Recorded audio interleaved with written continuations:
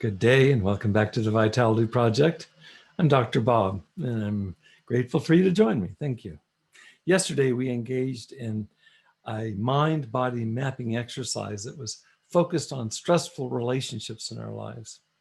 We worked at identifying any requirements that we have in that relationship, requirements we place on the other, how each one of those requirements, when it's not met, how that feels to us in our bodies and in our minds. And we looked at seeing if we could discern the activity of what we've been calling the depressor with its negative storylines as over against what we've been calling the fixer, which comes in to make us feel better, at least temporarily, when we've been activated into negativity. So the depressor and the fixer. And we looked at all of these in the context of how our requirements are activated when we move into red alert brain. So I'm curious what you discovered. I hope you found it useful. For today, what I want to do is I want to wrap up our current series, our current examination of relationships and requirements. And I want to specifically look at, in today's exercise, what difference it makes whether we are in red alert brain or are instead able to access resting brain.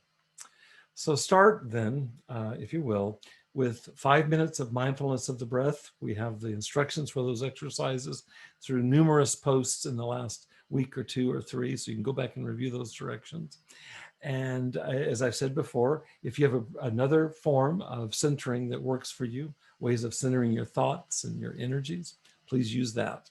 5 minutes of that, and then the following instructions. I'd like you to next review your notes from yesterday's exercise.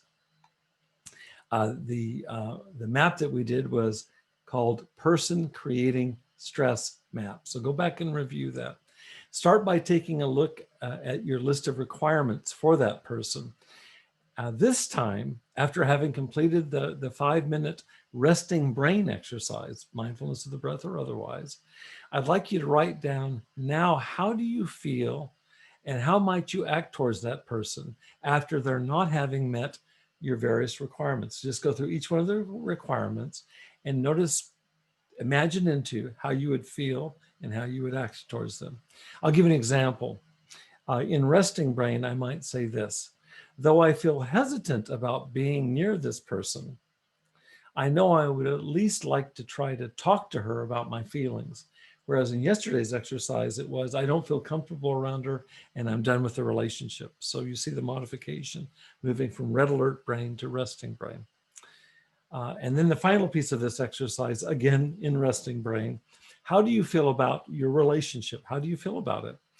And yesterday, as I said, I was done with the relationship. Today, the example would be, well, rather than simply avoiding all contact with her, I would like to give our relationship another try with a fresh state of mind. That's only possible in resting brain. I just finished a live event tonight with Angela McLeod, a dear friend here at Your Vitality Project, where we were contrasting an I-thou relationship that's only accessible in resting brain, where we treat the other person as a thou, versus an I-it relationship where we objectify or turn the other person into an it, which is very much a function of red alert brain. So let's try this exercise in resting brain. Let's see what you discover, okay? Good luck in practicing all of the new relationship skills that we've introduced in these last several posts.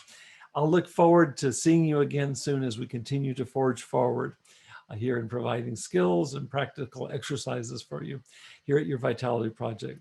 Again, I want to thank you for joining me. Between now and when I see you next, please stay safe, be well, take good care, and thanks again.